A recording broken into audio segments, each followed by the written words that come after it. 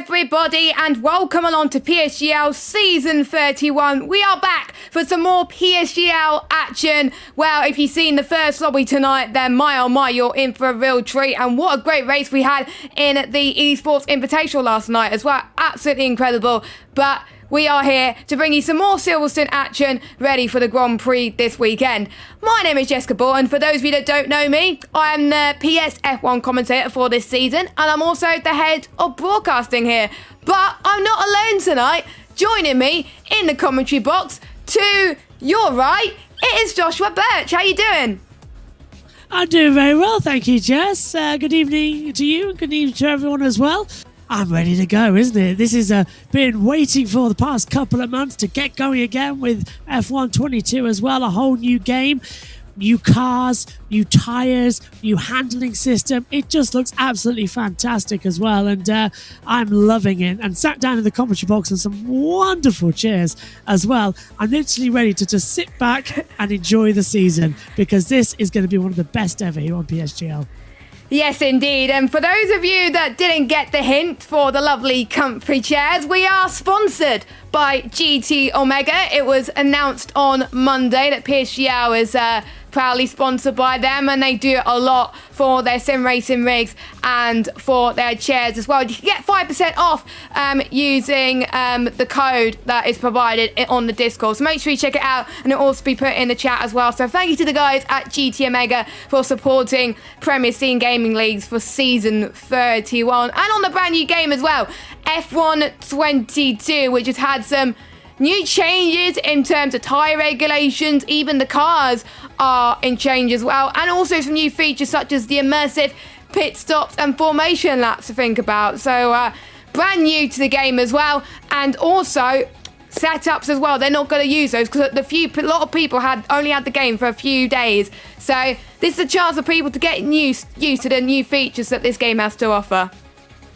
Absolutely, I think it's quite fair as well that they're not going to have the setups. Everything will be spec as well, which gives us a chance to exactly see what the racers have got in pure talent as well. It's a bit similar to like what we see in Formula 2 and Formula 3 as well, isn't it? Where it's spec series and it's the talent that matters. And that's what we want to see here tonight as well in the social race. I'm very much looking forward to this as well. Already I can see Carter is saying Joshua and there as well in the YouTube chat. Hello, Carter. Hope you're doing all right out there. You're racing again this evening as well. And we saw what you got up to yesterday as well. So former commentary partner up there as well. I'm looking forward to it as well. This new game as well hasn't been out for long as well. People have had early access, so some people have had more practice than others in the lobby tonight as well. The game officially, if I'm correct, Jess, doesn't actually come out until tomorrow for everyone to go out and buy a hard copy on consoles and buy it online on Steam as well for PCs and other gaming sites as well, and get your codes out there. So it's going to be interesting to see what it's going to be like. Obviously, we saw last night in the F1 Invitational as well, with George talking us through it as well. And now, and Jack, of course, now we're going to see what it's going to be like for our younger generation to bring in, and the guys who are coming up the ranks. And fingers crossed, we're going to have a very interesting evening as well. It's at Silverstone. Don't know if you can tell with the flags behind and the Silverstone top. I've really sort of gone for British Grand Prix weekend. It's a very flat surface Silverstone, former IF base, of course. So it's going to be fast, sweeping. And I had to go on F1 2021 before we came on here as well, the game before this as well, and it was quite hard to adjust with the cornering as well, a lot of drag. Then I had a quick look at the F1 2022, and it's completely different as well. A lot tighter, harder into the apexes, it looks like as well. The taller tyres as well means that some of the apexes are quite hard to see for those who drive in cockpit cam. So I've known that a few of them have risen up the viewpoint as well to try and look over and sort of look down at the front of the car, then straight ahead towards the apex. So just trying anything to keep the advantage out there. It's going to be a lot of fun this tonight, Jess.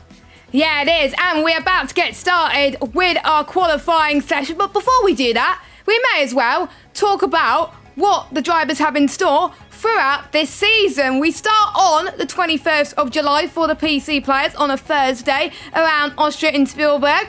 And then we had to head to the United States and Miami, one of the newest tracks in the F1 game. Then we've got Belgium in Spa for round number 3 on the 4th of August. Mexico on the 11th. Japan on the 18th of August. Then we've got Italy in Monza, 25th of August. Abu Dhabi, who's had some significant changes in this year's game. I already had a go myself at that, and it's very, very good. Brazil, round number 8 on the 8th of September. And we know in PSGL history that brings absolute classic. Monza for round number 9. Then we've got United States, Austin, Texas on the 29th. And then the finale, well, for those of you that don't know, there was a poll that was put on Twitter to see what tracks they would want out of Bahrain and Silverstone. Well, they've gone with Silverstone, so it's a little bit of a warm-up there. So, without further ado, as I get my spectator menu up so it's all ready to go before I switch on for it, we are about to get underway for some racing for the very first time. So we've got a full 20 car grid with 15 minutes left to go, and we may as well talk about the drivers that we have on offer here today. So in at the Mercedes, as you're riding on board right now, which looks absolutely brilliant in the game, by the way, we've got Thomas Lammerman. I apologize if I say that wrong, by the way. And alongside him is Andre Chaubukin in the Red Bull. Well, he was in an Aston Martin, I believe, last night in the Esports Invitational. We've got Jack West alongside him tonight. We have got Caden Forbes as well on the PC side. He's well known on the PlayStation side. Well, good to have him here as well. In the Ferrari, he was also here last night. We got Floris Reyes. Alongside him, we've got Alexandro Manis. There's lots of people keep changing positions. It's hard to move. Go on, there we go. In the McLaren, we've got Ruben Pedreño. I remember commentating on Ruben Pedreño last season as well, as long as with Jack West. And alongside him tonight, a man I've commentated on Xbox when we did XBGL back in the day. He was the Xbox champion, Sam McBride. In the Alpine, we got Primoz Miklovic, and his teammate alongside him tonight is Jay Verhaar. In the AlphaTauri, we have got Bryn Evans, who is our host, our lobby host for tonight, making sure things are on the straight and narrow. And alongside him tonight in the AlphaTauri, we've got Jake Finch in the Aston Martin. We have got, no, not the Aston Martin. We did AlphaTauri, Aston Martin. Yeah, so Bryn is in the Aston Martin. So I guess then they changed a little bit. Okay, so I'm trying to, so Morgan Bull is in the AlphaTauri tonight.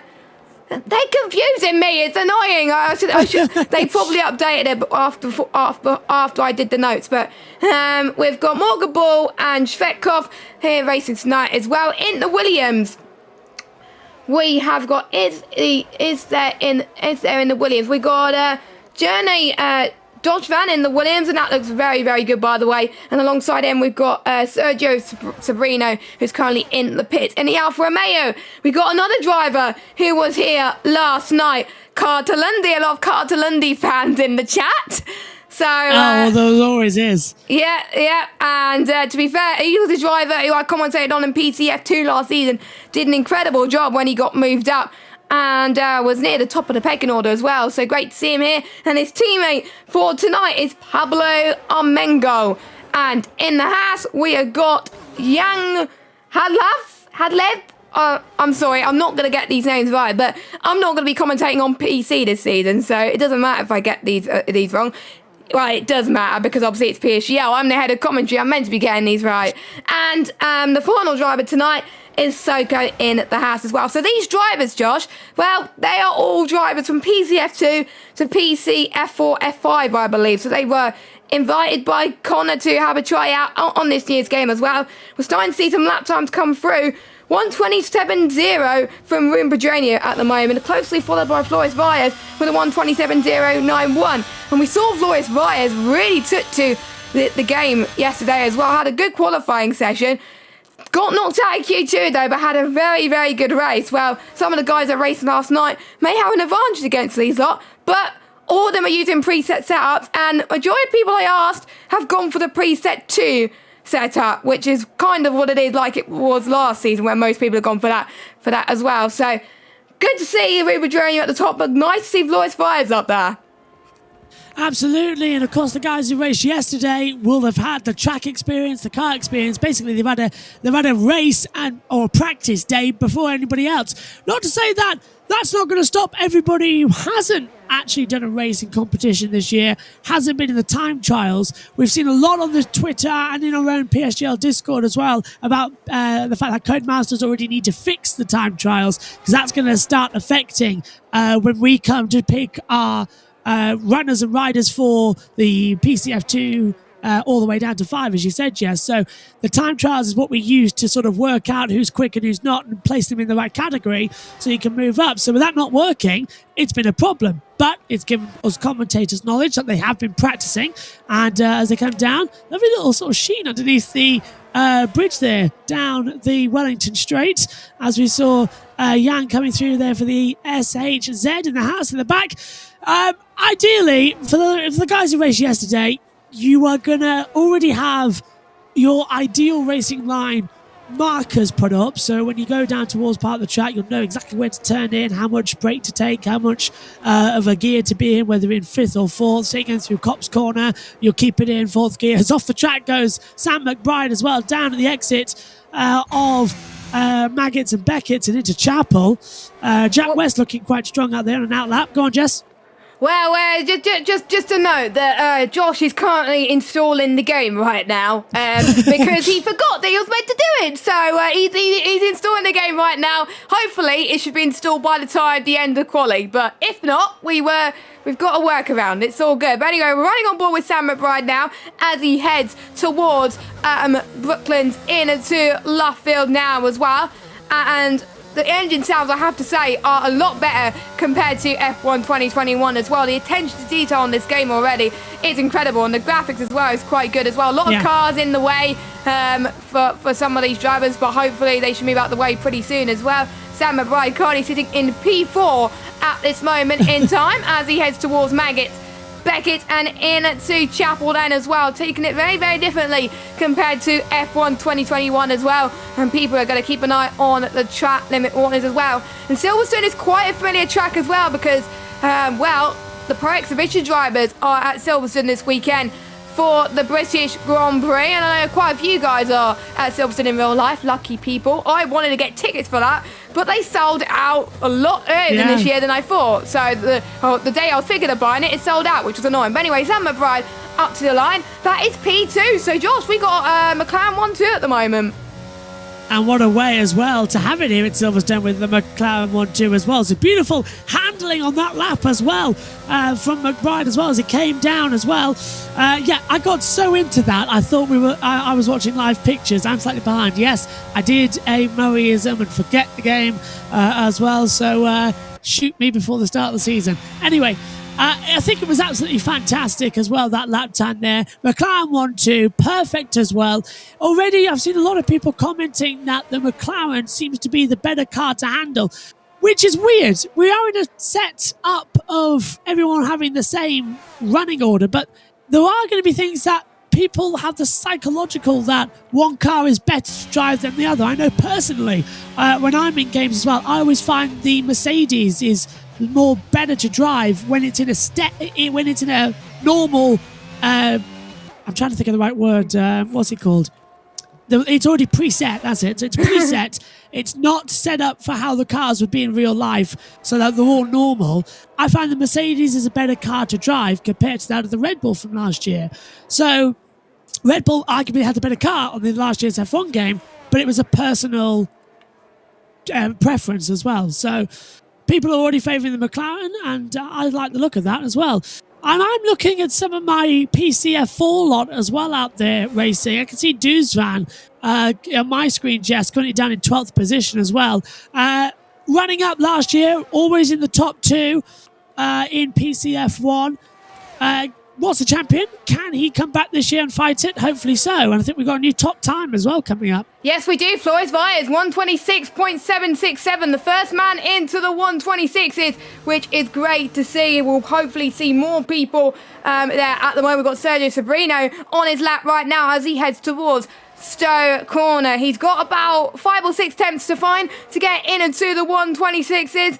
A man who I've commentated on many PC leagues in the last game cycle and has improved a lot since then as well, as he started off in the midfield, but he was challenging right towards the top as well, towards the end of the game cycle. I was watching a few team events as well, where he really performed well for his team. I can't remember what team he was in, he represented, but he's doing a great job as well.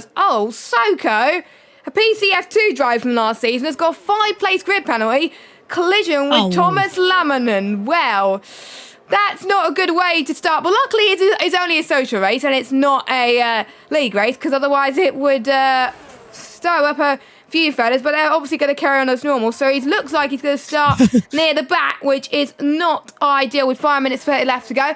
By the way, in chat, let's know who you think is going to be getting pole position. Who do you think is going to top the timing sheet at the moment?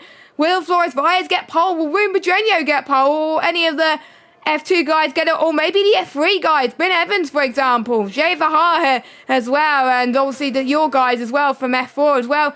I can't remember if there's any F5 drivers. I'm not entirely sure, or it might just be F4, PCF2 to PCF4. But I don't have a clue at the moment. But 4 minutes and 56 seconds left to go on the clock. Still time to get some laps in. But we got a few people getting their laps in early. But interesting enough as well, everyone's on soft tyres. But we know with this new rule now, which is in real life, which is implemented on the game, every single driver on the grid now has free choice of tyres going into the race. And, well, we saw quite a mix last night. Will we see a mix tonight? I do hope so as well, because with the race here at Silverstone, tyre wear is always on the mind as well. So you don't want to be having a puncture at a bad stage. And, of course, as in every year of the game cycle being developed, random accidents become more likely, that of failures to the ERS unit or the actual power unit, or even going through with punctures as well. They become more and more often, as we see a spinner there. I'm sorry, I'm behind from the Alpines going back there as well. But it is coming more and more that we could see punctures. So at this circuit at Silverstone, it's a high abrasive circuit. The curbs strike in a different way. So I'm hoping we see some people at least try hard tyres. If you're starting further back, position 16 onwards, I would put on a set of hard tyres. If you're inside the top 10, bolt on a set of softs, see how you go. Everyone in between from 6 to 15, put on the mediums, see how high you can move up towards the field. And I must just apologise as well, because I've noticed someone has said as well, jokingly, it sounds like one of the commentators has a vocal cord cut. I've been commentating on Wimbledon tennis for radio, and I've covered 2 very exciting matches, Serena Williams and the Andy Murray one, and the Emma Raducanu. My voice has literally been destroyed. And considering Silverstone's coming up this weekend as well, I don't know if I'll make it to the PSGL 1 season next in a few weeks. So I might lose it after this. But I do apologise if I'm sounding a bit rough this evening. Well, you are a busy man. Like, honestly, people think that I'm busy. Josh commentates for quite a lot of things in his spare time as well. I don't know how he has the time to do it, to be honest. And I did see someone in the chat saying that you sound a lot like Pieface. I'll take that. And for those of you that don't know who Pieface is, he's mainly known for his football on YouTube. He does a bit of F1 as well. He did a bit on the Quad One YouTube channel. He was actually at the Williams Esports pop-up today at Shepherd's Bush, I believe. Was he? Getting some training for Shinaka Clay, and according to Shinaka Clay, he did well. Pieface did very well, and he was very hard to beat as well. And he said, when you get a wheel, challenge me again. And I was like, that would be kind of interesting as well. And it's great. It's great. We know where to get him. Yeah, exactly. It's great. It's great to see people, like even YouTubers are not specialised in F1 get to grips with that as well. And it just shows how accessible the F1 titles is at the moment. But we have got people on their final runs at the moment, warming the tyres up as much as possible. Don't forget they have 3 tyres for the qualifying session, and they get an extra set of softs to use for the race. So not much tyres to use for at the moment. But any surprises up there near the top? Or I think Thomas Lamanen I wasn't expecting near the top, but a lot of the guys from I think P1 all the way up to P8, they're mostly F2 drivers from last season, as Josvan have retired from the session. Oh, he's in the pits. Okay, he retired in the pits, so he's decided that he's had enough for qualifying, but he will join back in the race. Well, that's not showing my lot good out there, the PCF4. So, come on, guys. I know some of you really are faster than the F2. I mean, I think, Jess, I think we mentioned it last round. Where was it? The Netherlands as well, when we joined you in the commentary box at the end of the stream. We were talking to you about how we had side-by-side finishes, and the overall race lap times were faster of that than the F3 and F2. In fact, I know Duzvan was at one point faster than some of the F1 lots are here on PSGL, so he's definitely got the speed. So it's disappointing already he's down in 14th position. Hopefully he can improve on the race. Maybe he's done that tactically to try and avoid some things in the first corner. But yeah, the top 9 now, I believe, Jess, looking at my monitor, are all in the F2, F3 lobbies, which is great to see. And Carter Lundy, who impressed, as you said, just before we came on air, Jess, last night in P6. And he's a former commentary partner of mine back on the good old days as well. When I first started esports, Carter filled in for me at one of the events when I was at Snetterton about a year ago, actually. So nice to see him up there. And we've got a change, I believe, in P3, as McBride's been dropped down to 4th. Well, let's go through your order then, as a lot of people are going to cross the line to finish off their runs then. So Jay Verhaar has had a little bit of a moment there, so he's not going to improve on his run. Here comes Loris Fires, who is currently on pole at the moment, but he's not improving on his lap time. We have got a Haas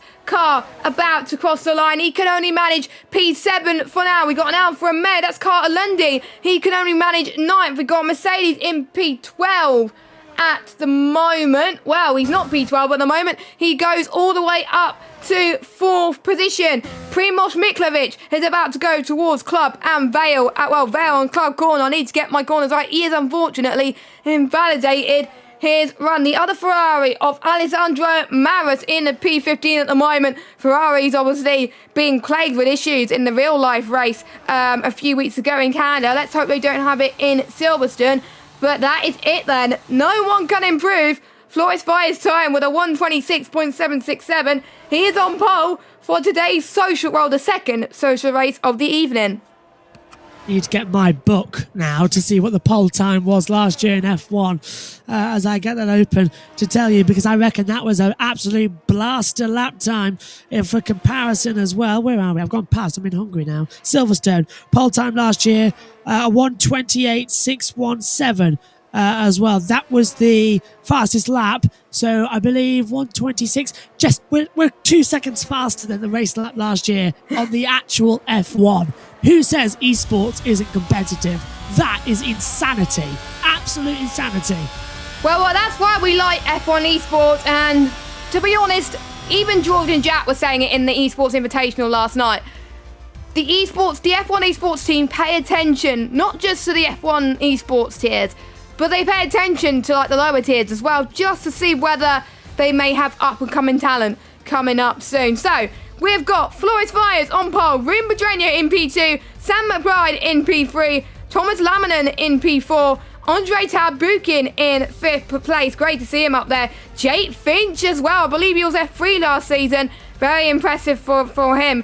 Svetkov in 7th, Young Hadlab in 8th, Jack West 9th, Carter Lundy in 10th. Then we got Primoz Miklovic, Sergio Sabrino, Pablo Morgan Ball, Alexander Maras, Soko, Journey Josvan, Bryn Evans, Jay Bahar, and Caden Forbes in 20th position. So there we go. That was your qualifying then. And what did you think of that, Josh? That was quite calm qualifying. We saw a couple of mistakes, which is normal on a new lobby as well, when everyone's just getting used to the new cars. I think 3 spins in total.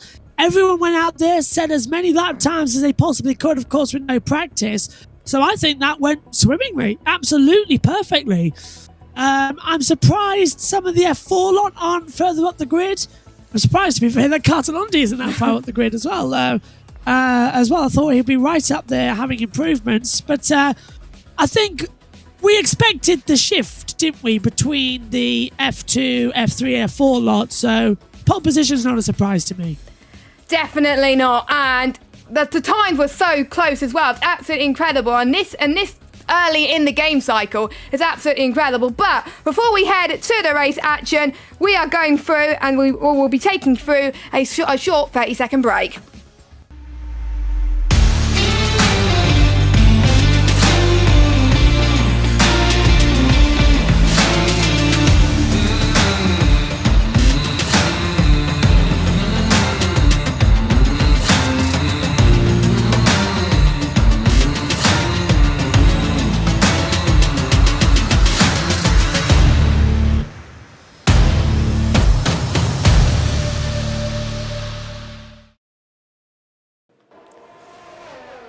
Right then, we are back with the race action, and we are going to be seeing what tyres people have gone for today's race. And look at that, Josh. Look at the tyres that we got. So, we got Flores Valles and Rune Pedreño on the medium compounded tyres. Sam McBride all the way down to Svetkov in P7 is on the hard compounded tyres. Young Hadlev on the mediums. Jack West all the way down to Primoz Miklovic on the hards. Sergio Sobrino and Pablo on the mediums. And we got Morgan Ball all the way down to Jay on the hards. Caden Forbes has gone for a very bold strategy on the softs. But to be fair, it is a social race. He'd like to go bold. But to be fair, it could work because the on strategy may not work around it. So this could work in his favour, actually. But he needs to make his way through the grid. And Soko down in 20th on the hards. And we're about to get underway quickly. But... Josh, who's your predictions for the top three before we get underway?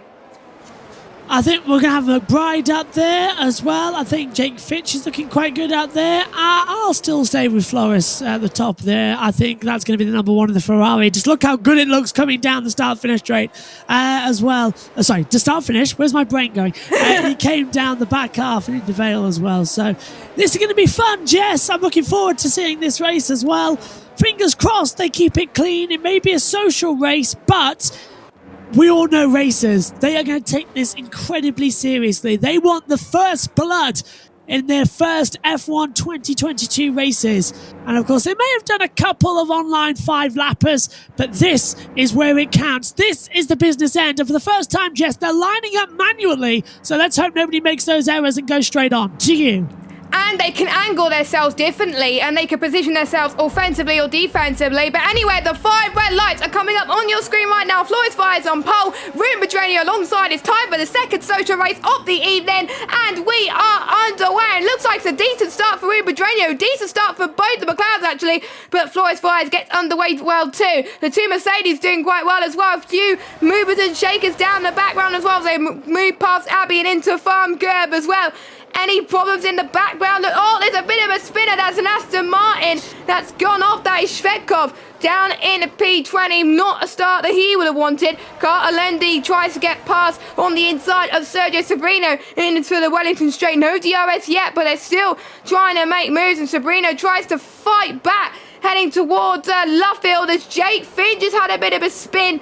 He had a bit of an off as well, and he tried to get past the Alpine once more. He's now down into 11th position. Had a bit of a squirm, the Alpine car as well. The two Mercedes, Andre Charabuki doing well. Thomas Laminen is down into P10. So the two medium runners at the moment doing the best out of everybody, but Sam McBride still holding there in P3.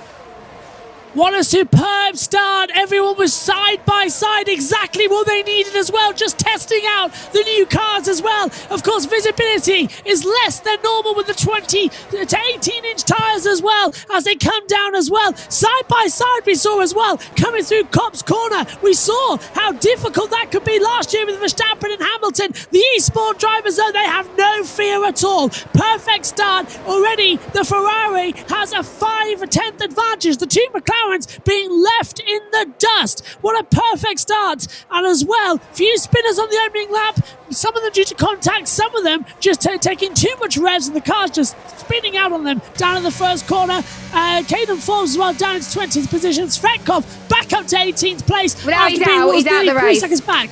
Is he out? Oh, well, there you go, Jess. He is out of the race, but we saw Carter Lundy going on the inside of Pablo Amenga up into 8th place. We saw Primoz Miklavic having a little bit of a battle with Jake Finch there. And the beauty of the F122 cars, it allows for more closer racing due to the way the cars are built. So you can go side by side for a lot more. And this is our first experience commentating with people going side by side by that. And already, this is incredible. Don't forget, these drivers are on equal machinery right now. So this is absolutely insane just to see the strategies on play today as well. And people just using interesting tactics to make sure they could get ahead as well. Don't be surprised to see more moves being made into the Maggots and Beckett section as well. We all remember what happened last year in real life around there, heading through cops.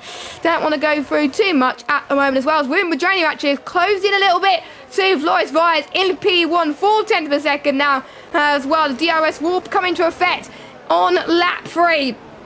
So that's really where they could start to see the fuel potential. And so a lot of drivers in the community, for some people thinking that DRS shouldn't be a thing with these new regulations. Well, in most of the races this season in real life, it has proven that DRS is important, and we do need it, and we're going to see it to its full potential right now. So Ruben Pedreño is not that close enough to Floris Vyers. So let's jump to a battle that is close enough, and that's between the two Alfa Romeos. That is Carter Lundy and Pablo then. So let's see what they could do. Yellow flags in sector 1 as the Haas has gone off. That is so cool, I believe, out in 19th position.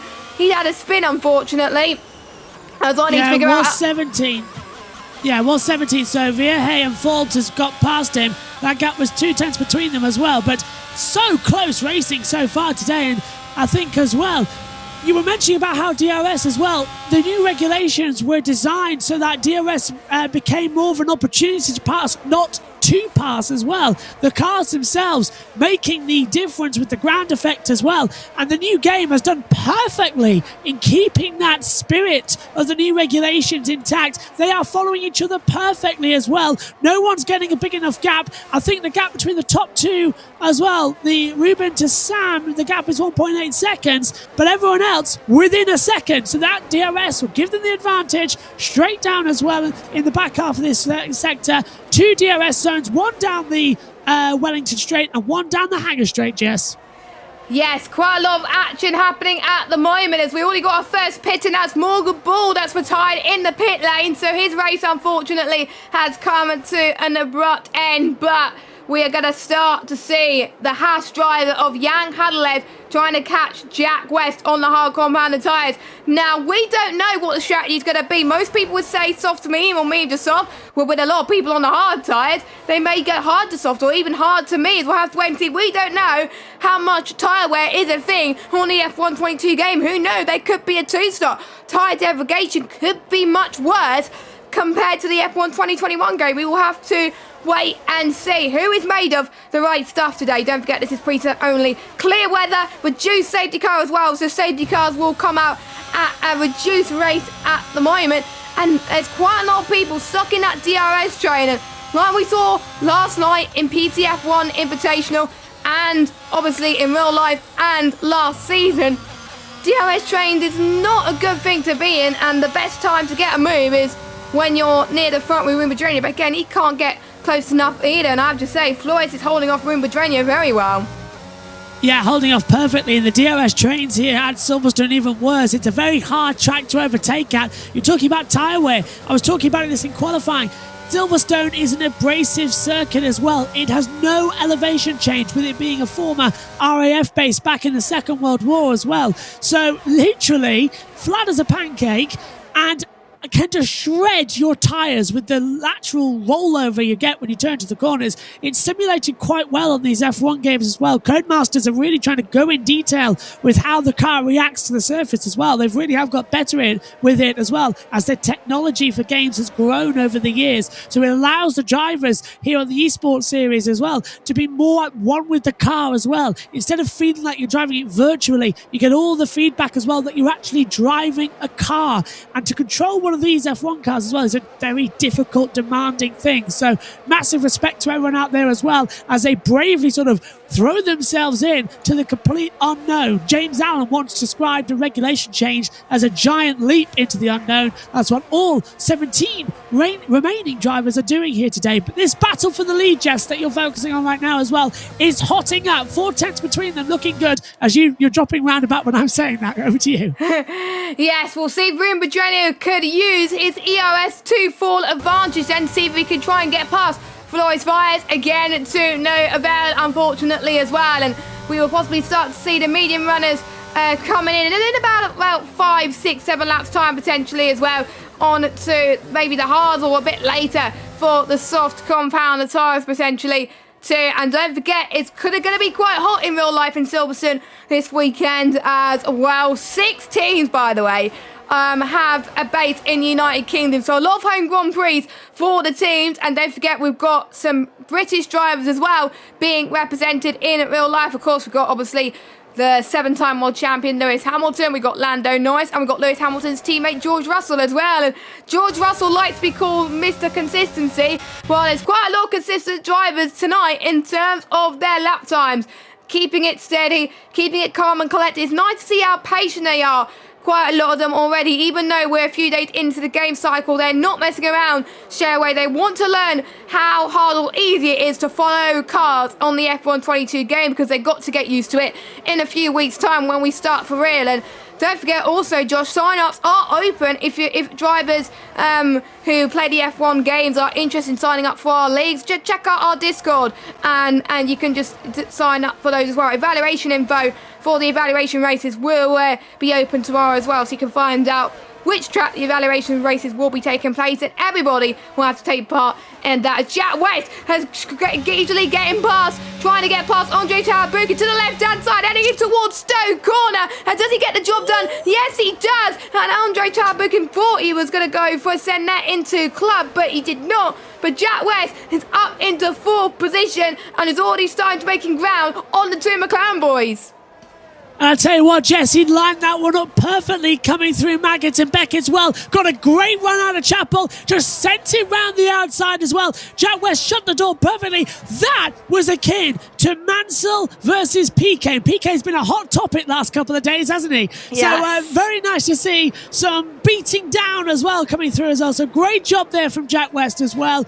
And I tell you what, instead of everyone remembering the Mansell versus PK move there back in 87, should we change it to the Hamilton passing Kovalainen in 2008 move? Just as memorable and just as difficult. Remember, Lewis Hamilton as well did a fantastic job in 2008 in the wet conditions as well, and he was miles ahead of his competitors as well. But we're seeing more close racing obviously as well. We've got Thomas Laminen getting past Bryn Evans into the exit of Luffield and into Woodcote as well, but Bryn Evans still on the gearbox of Thomas Laminen then as they head towards Cops Corner, as we can see.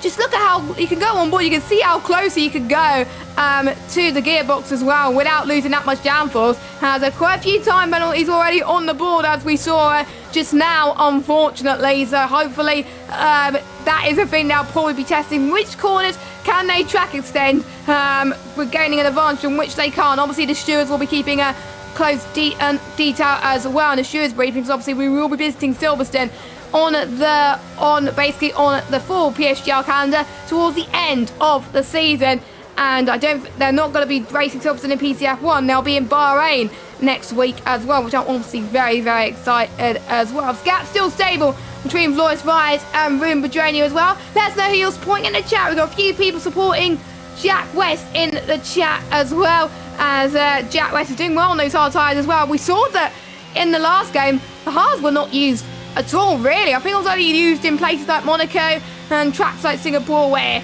the softs only last 5 laps and the mediums don't last a long time either around Singapore. But it's nice to see the hards being used around Silverstone. Can we see more tyres being used as well? I really hope so, because the soft tyre should be good for the last couple of laps. So they're going to try and take these hards right to the last couple of laps, maybe lap 19, then stick on the set of softs. But I completely agree with you. Nice to see the hard tyres back in effect as well. After last year, they were sort of abandoned, weren't they, in esports? Everyone was preferring the medium and the softs. But this, of course, Silverstone, as I was mentioning, it's a very hard, abrasive track. It's difficult to overtake. That's the hard tyres, a natural choice. But that's in real Formula One. In esport Formula One, very surprised to see it being used. That's great to see. And I was talking about as well, this could be a brilliant opportunity here for everyone as see this as a pre-season race as well. It's our social race. Everyone's coming in, testing out the new game. But for some people, this is going to be, right, where am I going to be this year? What type of driver can I be as well? This is a proper non-championship pre-season race, and they are going for it, all of them. Oh, brilliant. And we'll also see... Go on. We have a spinner. We have Sergio that's lost quite a few places. He was on the medium compound tyres, and if you spin on F122, well, you lose a lot of time. And I was doing some multiplayer lobbies last night, and I spun quite a few times, and it took me a while to get the tyres back up to Cullingwender as well. So he's already down into 6 deep position, just ahead of Caden Forbes then. So very, very unfortunate at the moment. So that brings the battle between Andre Chadbukin and Jan Halalev at this moment in time as well. And do you remember also, Josh, I think it was about, can't remember when it was, 2018, 2019, where the blue tyres were used for the hard compounded tyres, which I have to say was quite incredible. It lasted the whole race pretty much, almost, as well. And I saw a race where someone pitted on that one, went on the hard tyres for most of it, and won the race. And it might be 2018. I don't know. It was one of those years as well where though, and remember the ultra soft as well. That was quite interesting. The rainbow colours, but obviously we are the tyres that we know and love today. The reds were the soft, mediums, and the hard, and obviously they've got the different compounded tyres for each race weekend. I wonder what tyre allocation they'll be going in this year's real life Grand Prix as well. Free practice, by the way, is tomorrow. And I'll be commentating on that tomorrow as well. The watch along, that's going to be fantastic to see as well.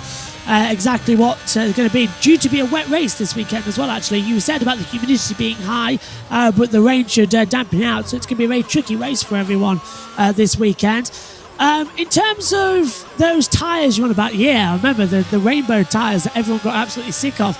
The orange super hard tyre, the blue hard tyre, the white medium tyre, the yellow soft tyre, the red super soft tyre, the purple ultra soft tyre, and the pink hyper soft tyre, the green intermediate, and the blue wet. I think that's it. And I haven't read that off a screen. Jess has been watching me. That was all on memory as well. That was through there. Yeah, but, I could tell. Burned in. I could tell. Like you were like, what was it again? Yeah, I could not remember, but I heard that's the right order. But what a stupid system they had back then. I much prefer what we've got now. 3 colours, red, yellow, and white, and then you just move around with the C compounds. It's just a lot easier for everyone to understand, especially me in the commentary box. I'm not having to use so many different colour pens to keep a track of what they are. Because there used to be like 6 different compounds to one race. It was like, you're not going to use them. So much better, much more tidy. And I think as well, less tyres brought to the event now, so more cost effective as F1 tries to go carbon neutral by 2030. Well, they all did a great job, and if you notice, you've been watching the F1 show earlier, where they had the green mics as well. They had that last year. That was very, very nice indeed. So, lap 11 of 26, the mediums are starting to get into their operating window and almost at the realm of potentially pitting very, very soon as well. And look at the rims as well on those tyres as well this year with the new 18-inch tyres.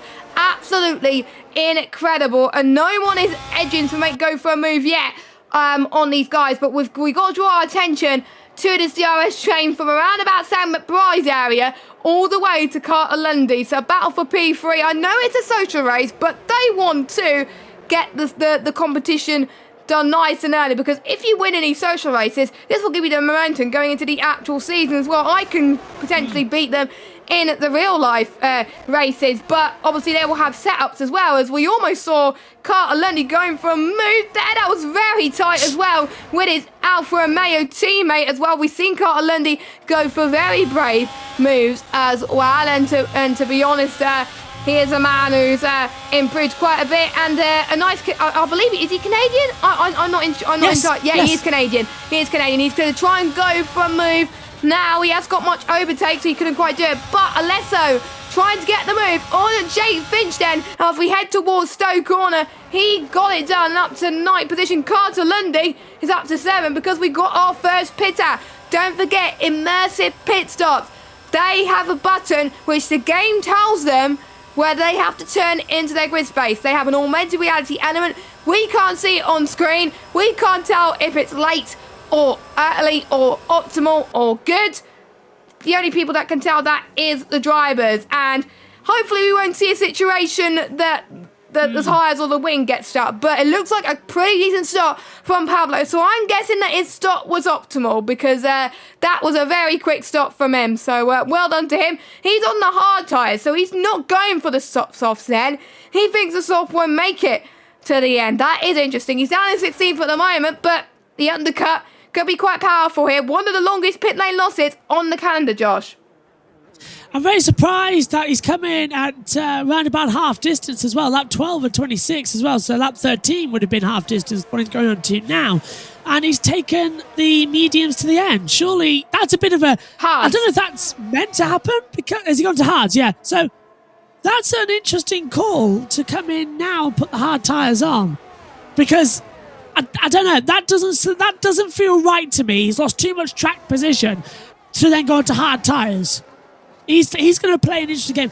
I bet you he'll be banking on the safety car. But as you mentioned earlier on, Jess, the safety car's turned way down low, so it'll cause like a track blockage to bring out the safety car, not just a normal accident. So Virginia's I hope he in. knows that. Virginia is in, one of the first of our leaders to come in. Hadalev and Carter Lundy is in as well. Keep an eye on Ruben Virginia's pit stop. Oh, it's quite a slow one for him, so he's going to lose quite a bit of time. I didn't see the others. Ruben Virginia is on the hard compound tyres. What does Carter Lundy go on? I won't be surprised to see Carter Lundy go on to the yellow stripe medium tyre. I didn't see how fast or slow his stop was as well, but we're going to see if Ruben Virginia comes out. I think, actually, it wasn't as slow as we would have thought, his stop. So, no. But, I'm just trying to see. He's got out ahead of young Hadlev. The spectator, the view, it looked like it was a slow stop, but it wasn't. Young Hadlev's stop was quite incredible. That's why I was comparing stops, but it is obviously quite early. Obviously, the game's only been out for a few days, and this is our first ever commentary on the new game. So it's not just a test for the drivers, and obviously a test for you to watch the stream. It's also a test for us to get used to the buttons, get used to how everything works before we start through in a few weeks' time. So we can shake off the rust earlier on too. But yeah, Wim Madrenia is your net race leader in P11. Will we see Floris Valles come in? Yes, he does come in that Ferrari while he had to respond.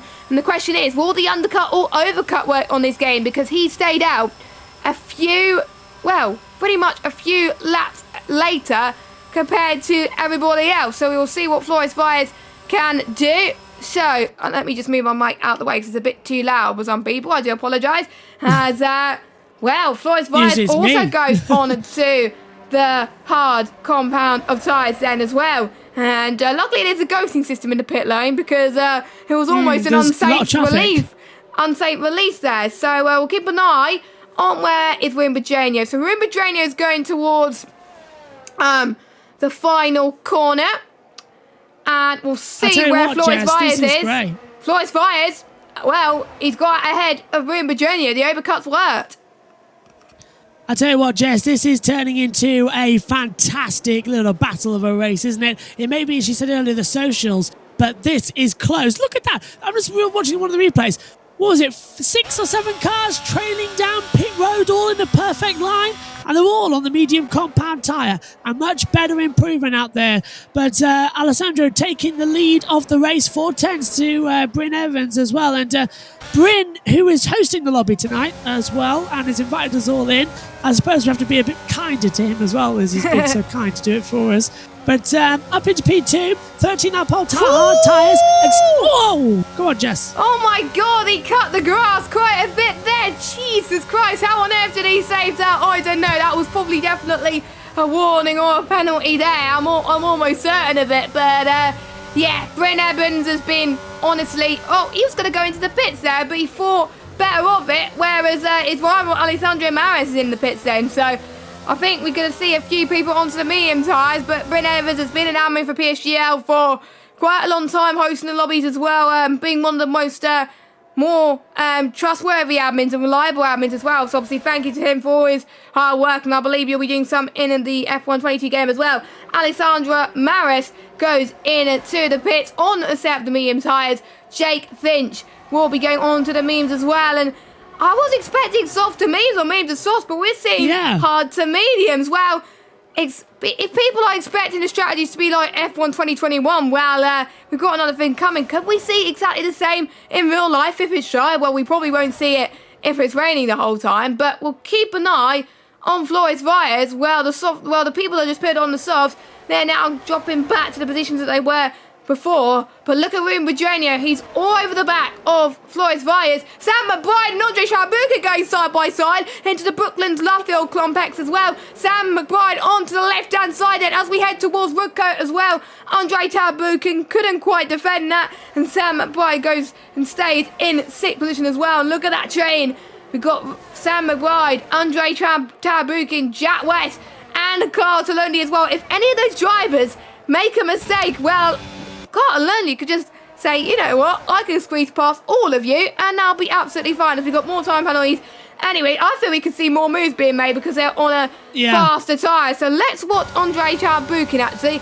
Can he get past Sam McBride? Nope, he can't, and I don't think any of the guys behind can get past either as well. And that was spawns Bryn Evans, Dosvan and Laminan to go into the pits as well. So I believe everyone has done their mandatory pit stop and no one has gone for the soft compound of tyres as Flores Vias now inherits the race lead on track then with Ruben Virginia in P2. I was about to say P2 then, but that was very, very weird. But anyway, he's now starting to stretch the gap on Ruben Virginia. Now he's warming his tyres up to perfection there right now as well, but I think we'll keep an eye on this DRS train. Well, call it a McBride train at the moment because I think that is what it's not the Trinity train, it is the McBride train, and Jack West has got a perfect view, same with Carter Lundy as well, and it's great to see as well. I think we saw last night people not making moves until the penultimate lap as well, because you don't want to make moves early on and then get damaged and then you have to claw your way through back again. Definitely not. And I think this is also a race to test the damage model as well. I believe the damage is on reduced too, so if they get damage, it won't be too much. But well, I think most of them are keeping it clean even if damage is on reduced. So that gives us huge confidence for the season ahead that they could potentially do exactly the same in season 31 coming up in just pretty much 2 or 3 weeks time. It's going very, very quickly. We're almost into July tomorrow. That's how crazy it is. Jack West, can he get past? No, he can't. Neither could Carter Lundy. They're just not budging at the moment. Someone is budging. It's Pablo Armigo heading in towards Stowe Corner. Nicely done with the DRS and the ERS as well, up to P7. We've got an Alfa Romeo 6.7 right now. I tell you what, Jess, some of the chat trying to guess our ages. I wish we were that young, to be honest with you, as they come through. But this is absolutely fantastic coming at the moment as well. I tell you what, can I swap from F4 to F2? Because these guys are racing side by side in just pure battles out there as well. Perfect introduction to the F1 2022 game as well. Or I should actually call it F1 22 as EA Sports have gone to FIFA, the name of the sports as well. Actually, the same year they lost FIFA, so maybe that was a sign of things to come. Anyway, go on. Well, no, I've just responded to you. Oh, sorry. I thought you were going to interrupt me. No. I'm not rude. Don't worry. I'm Martin Brundle tonight. You're taking Murray Walker. But anyway, this is looking good. 3 retirements only as well with Socko Ball and Stekov as well out there. They retired all pretty much on the opening lap of this race as well. But this is amazing. We've got the battle for the lead of the race as well. And a battle for third position between about 6-7 cars. So what's not to love about F1 2022? They've updated everything perfectly, and we're in for a very, very good season here at PSGL.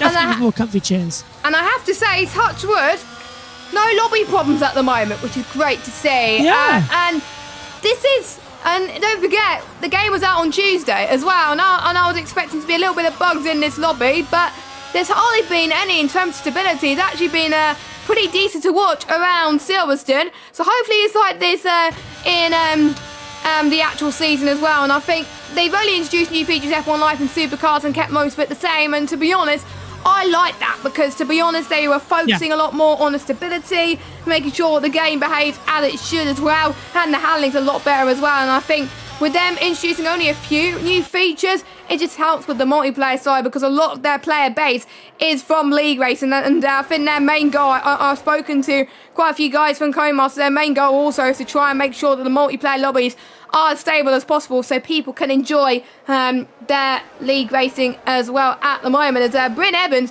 trying to get past Jay Verhaeghe. Oh my, there's a lot of moves going towards Woodcote at this moment in time. Jay Verhaeghe almost trying to go side by side once again as well. Let's go on board with Jay Verhaeghe as we head towards Copse Corner then as well. And we almost saw a move just like Charles Leclerc did.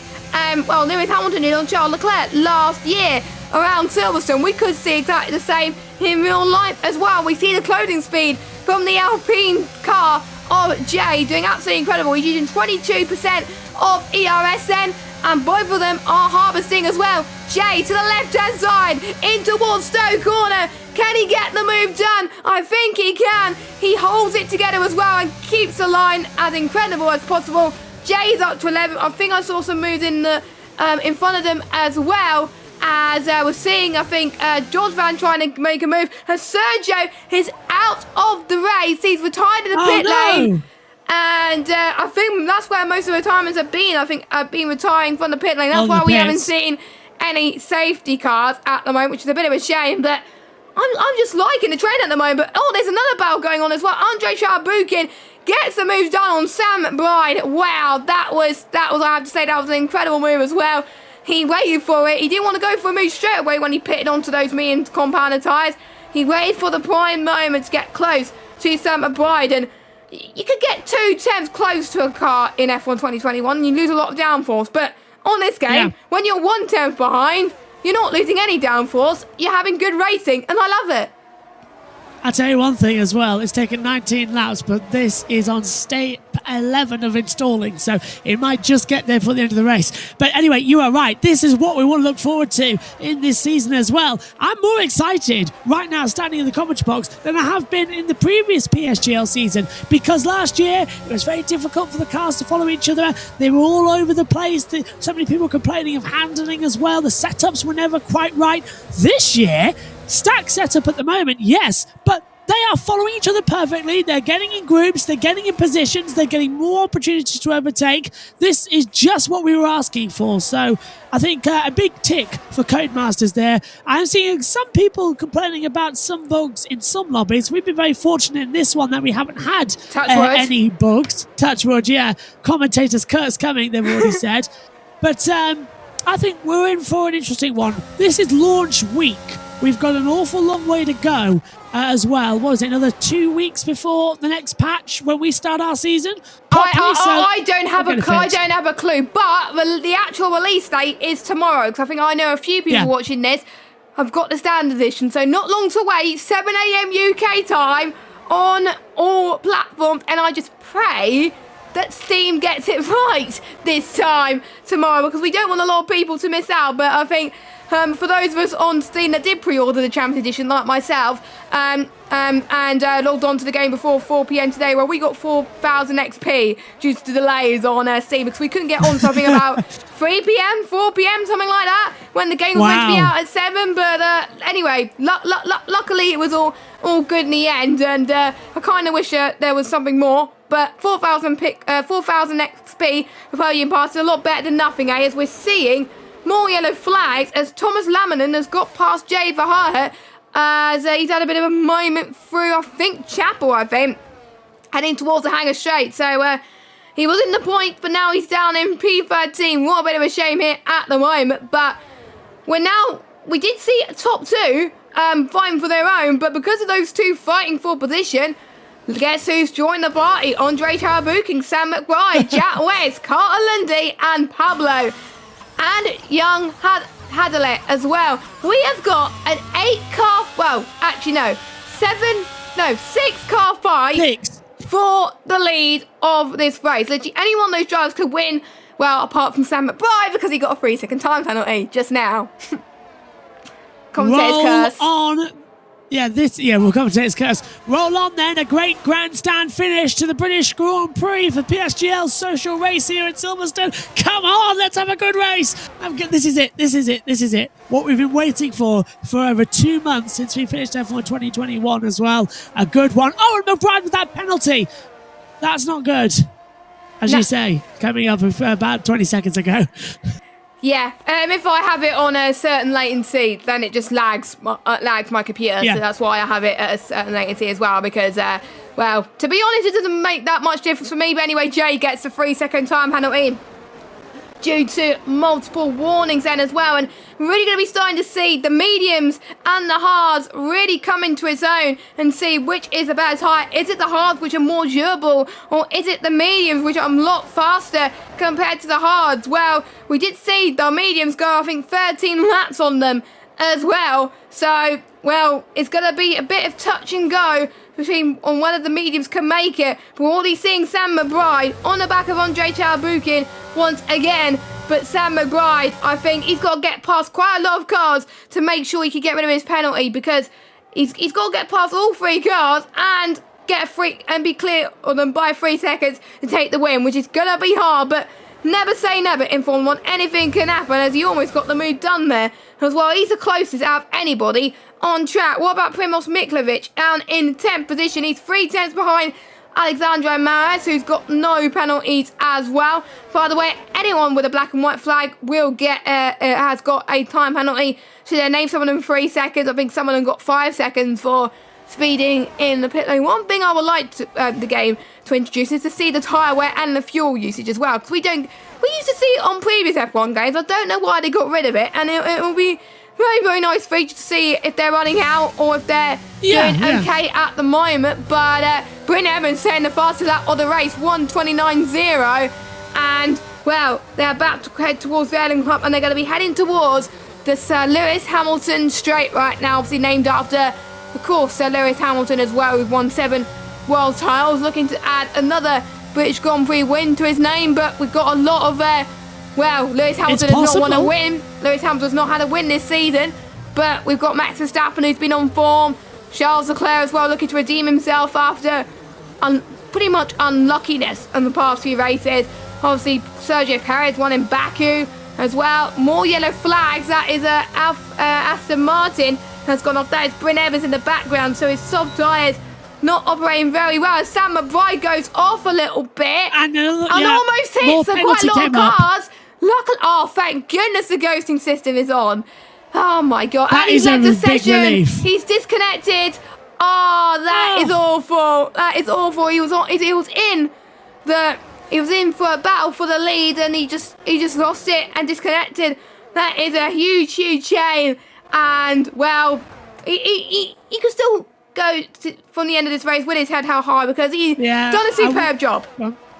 I wonder if that was completely a disconnect of internet. Yeah, so the internet has completely gone off as well. As unfortunately, the game has actually loaded up on my screen, so it's difficult for me to actually stop it. So I'm having to stand away from a monitor as well at the moment. Actually, I've just realised if I do this, I'll stop it. There we go. So I'm back with you now.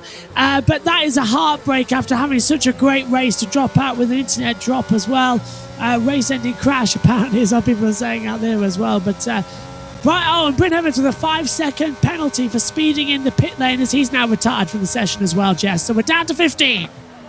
Down to 15. Top 10 will score points. Sam McBride's AI goes into the pits onto the soft tyres. So I think the AI's had enough of the memes and going on to the soft compounder tyres. But that means we only got 5 cars now with the battle for the win. And really, it could be down to these two, Flores Vias and Ruben Pedreño, or it could be down to Andrei Chalbukin, Jack West, Carl Tolundi as well. We did see with Sam McBride as well, just one small track limit extension could give them a 3-second time penalty, and we do not want that to happen at the moment. And we're just looking at the ERS at the moment. Ruben Pedreño is on 46. Floyd Fires on 11.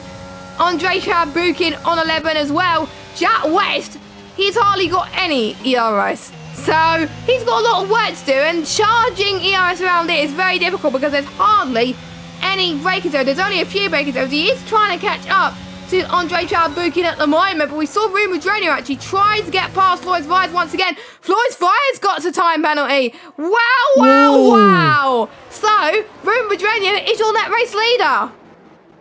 That is it then. It is over. The race lead would go to Ruben as well, as you say, Jess. But that's going to drop him down to 5th position. So that is a major blow there. There's 8 seconds between Flores and Pablo as well. But all eyes now on Carter Lundy, because he's closed up on the battle, as you said, Jess, and now might just steal the win. It's game on with 2 to go here at Silverstone. Yeah, 2 more laps to go. Anything can happen in Formula 1, and it usually does, as the late Sir Murray Walker usually says as well. Well remembered he is, obviously, in the racing community as well. Literally, anyone without a penalty could win this race. Don't write any of them out. Let us know in the chat who out of the top 5 could win. But we could maybe see a crash happen. We could see Pablo take the win. We don't know. But who out of this top 5 could win? Well, my money is set on Rune Madrenia. But what about those medium runners? Will the medium runners close in just to try and get past Andre Trabukin's pace is looking so good. He could try and get that win in that Mercedes. That's what Mercedes are aiming for in real life. And, you know, I think Flores Vines is going to drop behind Carter Lundy on penalties. And I did say the penalties could end, make or break a race. Well, it definitely happened at the moment. But we are going to be going on into the final lap of this race, and to be honest, this social race is Rune Madrenia's got a little bit squirmy there in towards the Hamilton straight. This is Andre Trabukin's chance as we head towards Abbey then, as he's got perfect traction. Don't forget, this lobby is no assist at the moment. Quite a few drivers and viewers in the chat are saying that Andre Trabukin could get Rune Madrenia. This is the battle for the race win, but if these two keep squabbling, Floyd Vyers could pull that 3-second gap and take the race win. So Floyd and Rune Madrenia's got a time penalty now. Oh my goodness. Now Andre Trabukin and Jack West are in the battle for the win. This is crazy. A lot of people are on 2 warnings right now. We could even get more penalties being thrown into the mix as well. So Andre Trabukin has just got to make sure he can keep ahead of these guys. And Jack West is probably thinking right now, hang on, I could actually go and win this race, as they all head towards Cop's Corner for the final time. This is all or nothing. Jack West with no ERS. He has got the most to gain, or even the most to lose at this point. But Sorry, Jess, I'm just trying to work out. Carter would actually go to 3rd place as well, so the top 2 are out of it. But it's all eyes up front for this battle, as you were talking about. Can Jack West go through? I'm going to shut up. Down to you.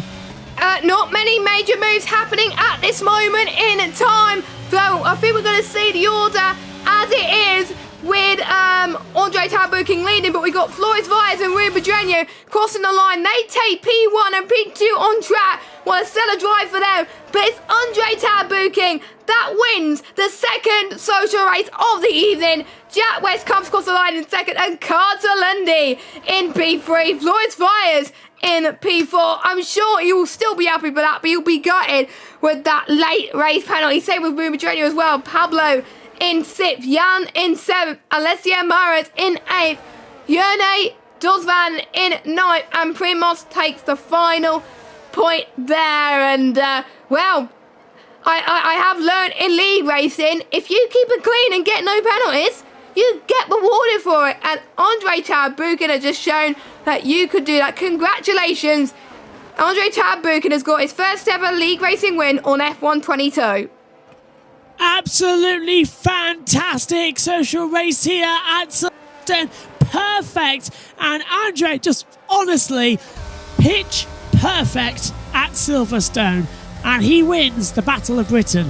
Oh, fantastic. Somebody get me that film's music track to play over there, because that was a fantastic race. And Ruben has already left the session before the end of the race there, as completely finished, because Caden Forbes is still out there on the circuit as well. But, that was brilliant, wasn't it, Jess? Pure racing for 26 laps at Silverstone. Just fantastic. Who could ask for more? And we got the new podium celebrations as well. Look at that. The thing that Cody's implemented to the game with the walls and that. I absolutely love it as well. But we've got Mercedes on top. When was the last time we saw that? Well, Andre thinks that maybe a Mercedes could win the race on Sunday after his win today. Well, we will have to wait and see, hey? As we're going out for a mayor in in P3 and a Red Bull in P2. Could we see Valtteri Bottas on the podium on Sunday? You know, I'm going too crazy with my predictions there, but there we go. But anyway, your results then for the social race. It doesn't count towards anything, but honestly, it's been a lot of fun in the commentary box. So, Andre takes the win, Jack West second, Carter Lundy third, Floyd Spies in fourth, Rui Madrenio in fifth, Pablo in sixth, Young Hadlev in seventh. Again, apologies if I pronounce these names wrong. Alessandro Maris in 8th, Jono Dosvan in 9th, Primoz Miklovic in 10th, and then we got Tomas Landman, Sam McBride, Jake Finch, Jay Vahahe, and Caden Forbes, your final finishes, and your retirements, who I believe all retired in the pit. Bryn Evans, Sergio Sabrino, Soko, Morgan Ball, and Shvetkov, and I'm going to have to rest my voice after that. That was absolutely incredible. It was really incredible. That was absolutely brilliant. What a race indeed. I honestly, to throw in at the deep end many drivers as well into their first race, and for them to do that well and keep close to each other was amazing. Imagine what we're going to see when the season starts in a few weeks' time, and everybody piling in with all the training they're going to do. They're going to live on this game. Carter Lundy, for instance, as well. I know he owns a rig. He got sent it by one of his former teams as well, as he's a racing driver as well as an esport driver. So he's going to put on a lot more pressure and ability because he just sits in there all day, day after day, just racing, going round and around and around, alongside his schoolwork as well. That's the dedication he's got. And the same can be said for all other 19 drivers in this field as well. They're putting in loads of times. And I'm sure you'd agree, Jess, as well. The amount of time we put into our commentary notes coming in here as well, making sure all our stats are right as well, getting pronunciations either wrong or right, and then adjusting as we go as well. That's all about what pre-season is.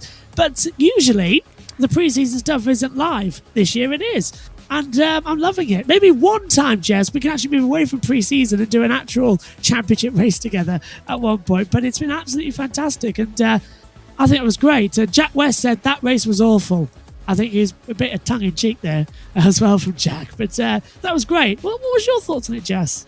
Well, to be honest, it was a great race from start to finish, but there were a lot of DRS trains, I have to say. There was more moves being made at the start of the race, but I just love the close wheel-to-wheel racing. I mean, they could just follow without a care in the world sometimes, and they just could go side by side for longer than the last game, which I have to say is pretty incredible. But I do believe we do have some interviews, so we are going to be changing. No, that wasn't the screen I was meant to have, not the offline one. There we go. One of the first wrong things that happened on the stream, luckily didn't happen in the race. So we're going to drag the man who finished in P2, and he did say the race was awful in the chat, but we will ask his thoughts about the race in general in this chat as well. So we got the man who finished on the podium, so close to win. It is Jack West. Hello. So, what your second race on F1 22 after racing last night? It must have been pretty tense towards the final few laps, huh? Yeah, it was quite annoying because I think I had the chance at the win, but I think the pit lane thing where you've got to press the button is really annoying, and I definitely felt I pressed it at the right time, but it said I got it late, and it gave me a slower stop, which made me lose the place to Andre, which in theory costed me the win of the race, obviously. But I think qualifying was really frustrating because the pace was there for pole, but I got blocked on my final run by Olaf, which put me P9, and which left me a lot to do in the race. But luckily the start was really good, and I managed to get into DRS of Andre and Sam, and the pace was pretty good, to be fair. We had the pace to probably pull away from Andre. I think me and Sam were pretty confident we could pull away, but Andre just had the really good pace in the first stint to keep with us. And, like I said in the pit stop, was really annoying with the button. Me and Sam both had it as well because we were in a call together, and we both had the same thing. And ended up losing the place to Andre. And when you're in DRS, it's really hard to overtake, and as well when you've got no battery. And in this game, it shows it's really hard to save battery, much harder than the last game by a mile. And I was pretty much on less than 10% for the whole of the second stint.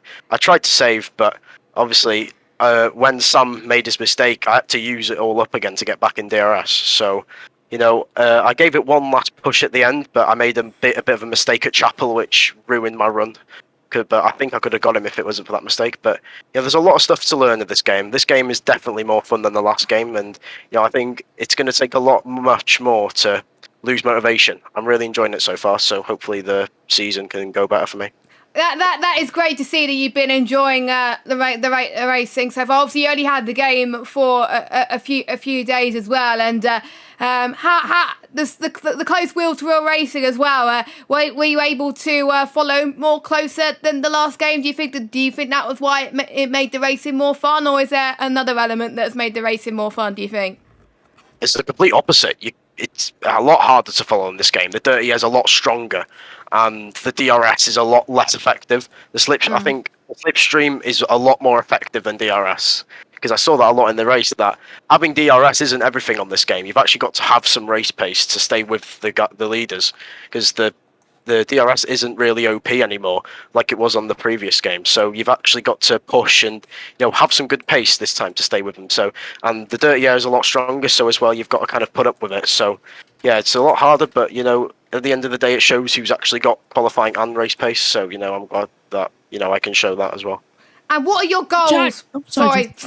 And what are your goals for this season? Because I know you obviously signed up to PSGL for another season. Are you aiming to be in F2 again? And if so, how high in the championship do you think you'll get?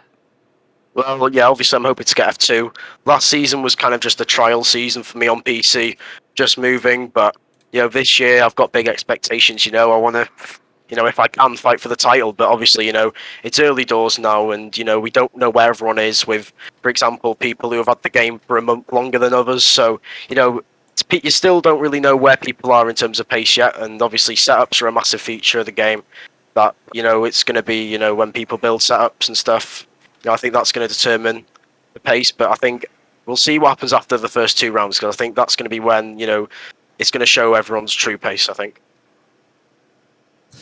Jack, Joshua P in the comms box, you were talking about the setup and how it was difficult to follow as well. Do you reckon it could get better when you're allowed to run your own setups that you've developed over time, or is this pretty much what it's going to be like in the game this year, harder to follow than last year? Well, the setups are going to be very diverse this game, because obviously there's, instead of 11 aero settings, there's obviously 50, so there's going to be a lot more diversion, I think, in this game with setups, which means, if you're running higher aero, you might be able to follow it more, but, it's all going to be down to what aero you use, I think, on this game. But I think in general, I think it is still going to be quite harder than the last game to follow. But yeah, it's all going to do with setups, because it's going to be so diverse on this game. Perfect.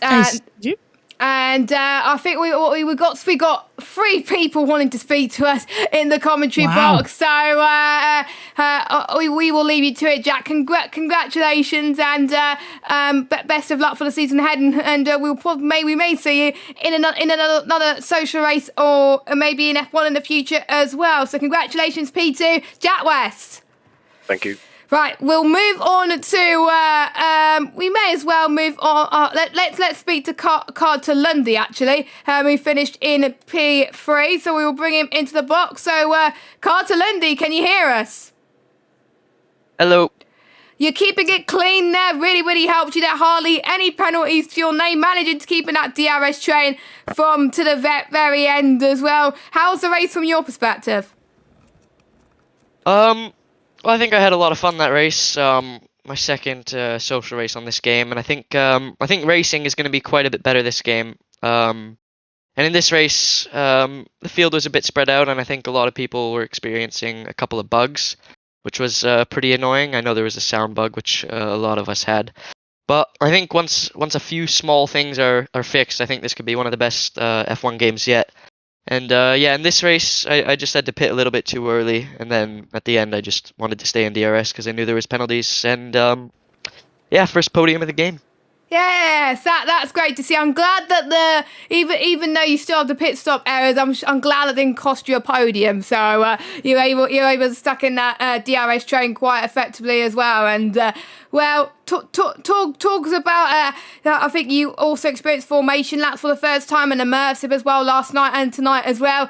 After experiencing for a second time tonight, do you think you changed your tactics a little bit more about how to position your car, or were you a lot better in that perspective, or did that not matter where you placed it? Well, I think a lot of people are going to do a few cheeky lineups in league racing, maybe pointing to the inside or something. But I think it's honestly a really good new feature. You can keep your tires in a perfect temperature, and you can do something a little bit different to everybody else, which I think is cool. Unfortunately, I got set back at the start because I went too far. But yeah, it's a really good new feature. Yeah. Carter, do you recognise this voice? Hello, Carter. Long time. Yeah. Go on then. I know you. You've got your rig. You've got all the setup. How many hours are you going to pour into F1 2022 to be match fit for the season? Only time will tell on that one, but definitely looking to improve even more this game and try to improve a couple of positions in the PSGL standings, and we'll see where we end up. You'll go far. You will absolutely go far, my friend. And nice to actually commentate on a race that you're in for once and not have you up in the box. So now I know that when you talk, you know exactly what you're on about. Yeah, thank you. And because you joined midway through the season last season in F2, you were in F3 for the start of it. Are you going to challenge for the title this season? Go on, say yes. Well, it's definitely going to be the goal. Yes, that is the correct answer. So congratulations to Kurt Lundy, third place on the road, his first podium in F1 22. We will let you go enjoy the rest of your evening. Well done. All right, thank you. Right, bye-bye. We've got two more people to speak to. We are very popular tonight. It's great to see. I'm going to let you take this next person. It's the man who won on the road, but just missed out on penalties. It is, of course, Floris Vyers. How you doing? Oh dear. Well, I've got multiple feelings. I've got I've got a good feeling that I won on track, but unfortunately, due to a penalty. Mistake on my own. I can't say anything else. It's just that a thing that needs to be worked on. But overall, the pace is there. But yeah, mixed feelings. Are you feeling more confident then going into the new game that you've done a pre-season race before actually getting in, sort of finding your eye in as well and getting used to the new cars as well? Yeah. I think this game suits me more than last year, so that's a good. That's a plus point. And yeah, I could follow the esports guy because I drove the invitational event yesterday as well, and that went really well. Apart from race pace, which was not good, but this game suits me more, and there's a lot more potential in it. But I'm really looking forward to this season. So overall, then, are you going to go for the title? Is that your one goal? Of course, everybody always says, "Oh yeah, I'm going to go for the title." But for what we saw today, you have the dominant pace out there to lead out in front as well. But of course, barring errors, which you said was something you're working on as well, is this now your aim to sort of dominate some of the races, or are you expecting competition? That's the aim, to dominate races, because that's how you get into esports, dominate races and win those races. So that's the aim. There's a lot more potential, as I said as well, because this pace what I had today was not the strongest I had. But there's definitely, if I win this on track, there's more to come. I asked Carter this as well. How much testing are you now going to do and trying to get your own setups right as well before the next race?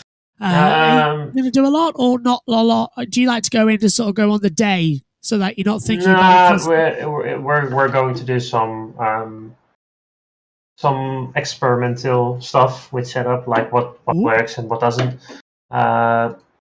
But that will happen like a week before or something like that. But maybe this time before the first race, maybe a little bit earlier, just to see what setup works and what baseline setup works and what doesn't. So yeah, basically that. Sounds fun. Sounds great. Coming up this season. Jess? Well, I'm trying to think of some questions. Obviously, you've been in F1 esports before. I know you've told me in the past your main goal is to get into F1 esports again, because I know the game suits you a little bit more. What are your goals for next season? Obviously, your aim is to obviously go near the top on the leagues that you go into as well. But what about F1 esports? Are you going to aim to go into challenges again, do you think? Yeah, that's the aim, and win challenges as well. Awesome. That is absolutely fantastic. And it's great to see you in your element again. Hopefully to see your element again in maybe next week in the social races as well. So congratulations to Flores. Finished P1 on the road, but P4 on track. Another great performance from you. Well done. Thank you. Congratulations as well. Thank you. Right, I have given Andre a warning that he's up next, because otherwise he's going to get a big shot when he goes in the box, because he was sharing his screen, believe it or not. So anyway, we will drag him in at the box. So congratulations, his first win on F1 22 and the second race win of the night. It is, of course, Andre Tabukin. Congratulations. How do you feel for taking your first win on the new game? Thank you guys. It was good race, to be honest, but my quality could be much better. I lost more than 1/10 on in sector 2. Yeah, I lost more than 1/10, and it could be P2, and then I could have much more better race, I think, to start on the mediums and keep up with Flores in DRS and with Ruben. But reverse strategy was quite good. I thought it won't be that great, but pace was really good on the mediums, and my pit stop was so inspiring. I overtook 2 people in the pits. That's really inspiring. And then on last lap, when I saw Ruben got a penalty, only thing I had to do is be ahead of Jack, but he really could be ahead of me on the finish, but he had quite bad sections that ruined his maybe win. Yeah, I think I remember when I saw both Ruben and Flores get that time penalty. I was like, oh my god, the win could change on a drop of a hat as well. Were you a bit worried that Jack was going to get you, or did you know you had that race under control from that point on? My last lap was quite bad. It was hard to be ahead of Jack. He was so fast on last laps, and because he saved lots of energy, I had 10,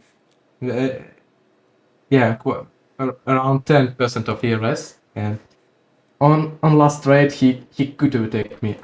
I knew it that he could win it, but unlucky. Brilliant. Josh, any questions? Well, just one as well. We've heard from a lot of drivers tonight saying that following is quite difficult on this new game as well. How did you find out there? You were in a battle throughout the race, constantly following a driver within half a second, with a driver behind you with the same half a second. How did you find pack racing in this game? Yeah, dirty air is a big problem in this game. It's much harder to keep up with drivers within half second. Yeah, dirty air is quite different from F1 2022 to F1 2021, and you ruin your tires too, being behind people, and I I really try to keep my tires with good wear, not to not to get so much wear for the last laps, because on last laps it's obviously will be much more hard to overtake drivers, because everyone trying to have much more ERS for last laps, because much more battling on last laps, and following cars is much harder than last games. Blimey, that's going to be interesting as well. We thought it was quite close on the TV, but the drivers just seem to say it's quite difficult. It's going to be a fun season, isn't it? Thank you for that, Andre. Yeah, it will be a really fun season, first season in new game. So good luck to all drivers. Yes, Waiting and for the season. do you have a goal to potentially close up to a few drivers and potentially go on a championship charge potentially? I have a goal for this year is to be in F1 challenges, but as I'm Russian, I have some problems with it, but maybe I will get Spanish driving license. I don't know. You never know. You never know. Anything is possible. But congratulations to you, Andre. Your first win. We'll let you go and celebrate. Congratulations and best of luck for Season 31 and for any other social races that we do on this game. Yeah, thank you. Bye, everyone. Bye, Andre.